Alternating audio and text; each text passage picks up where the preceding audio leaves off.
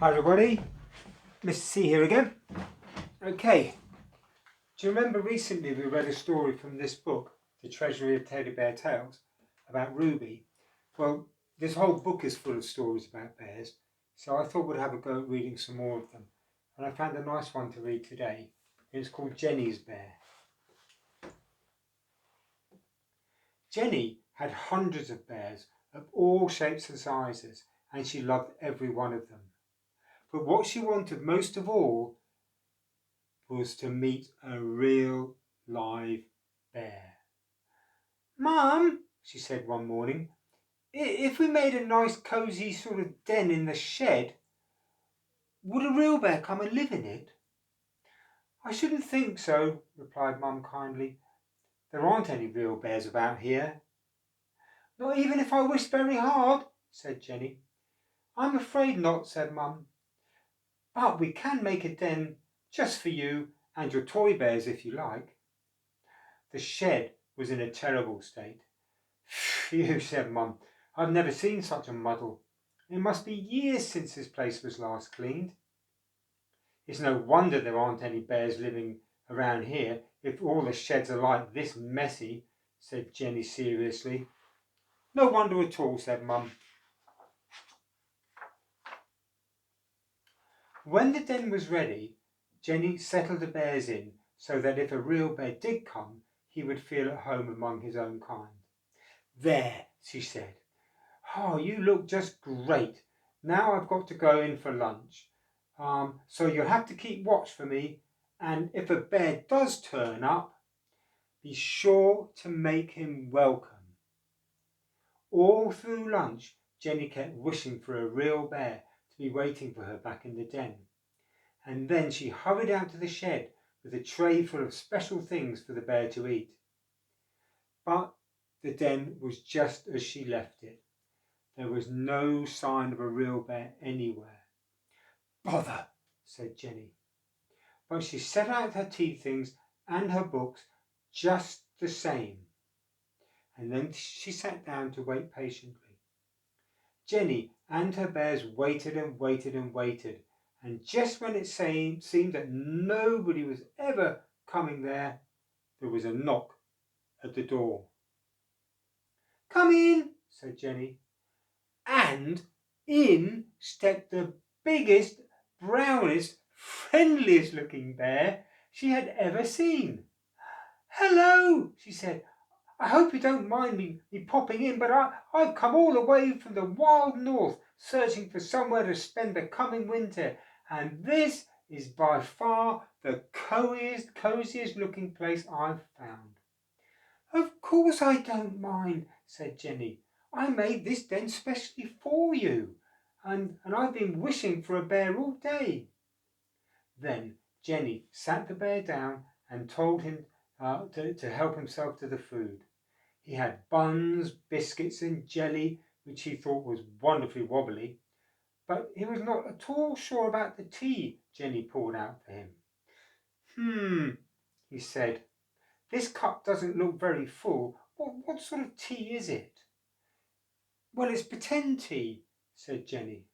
"Oh, that's all right then," said the bear. "Pretend tea is the sort of tea that bears like the best." And he drank it all up in one go. "Another cup, please."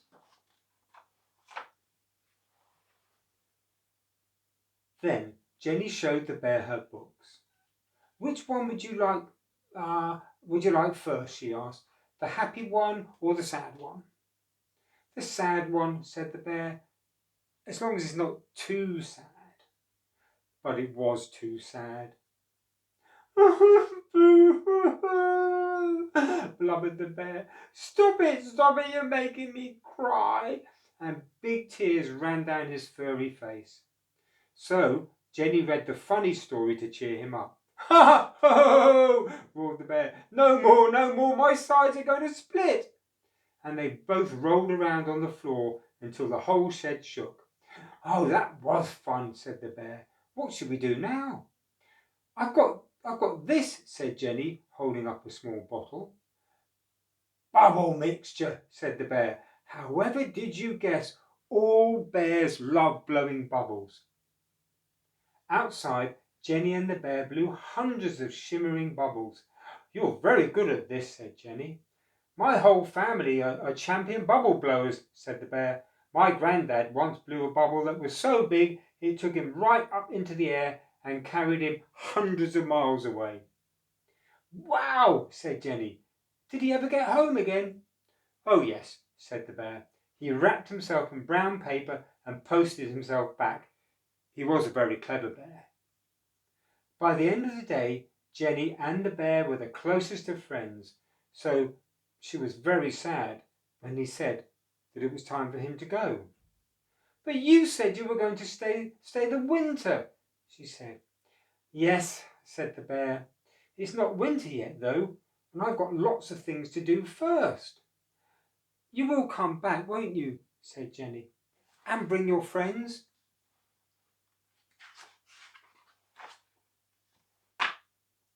"I'll try," said the bear, "but remember just to keep wishing." Then he gave Jenny a special bear hug and set off down the road.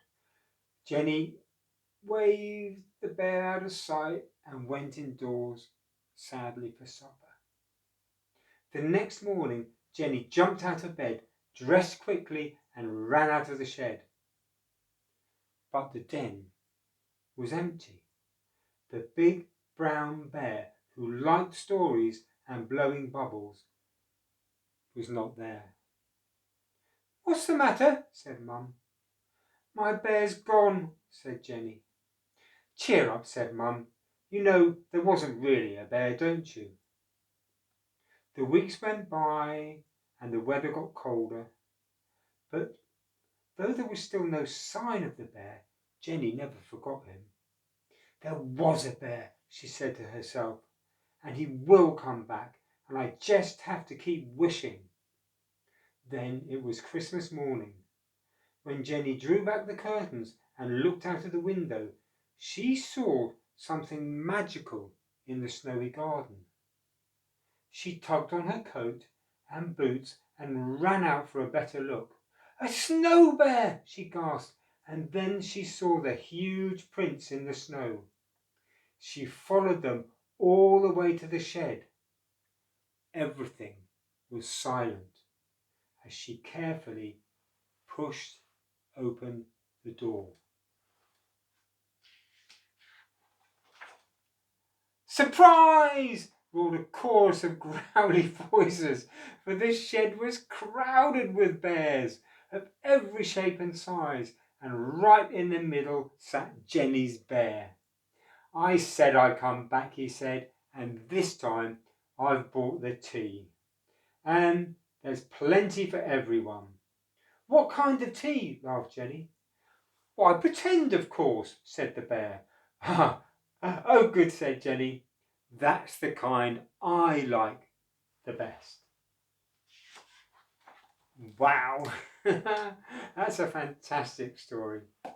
And the bear brought all his friends back. What a fantastic Christmas present that was.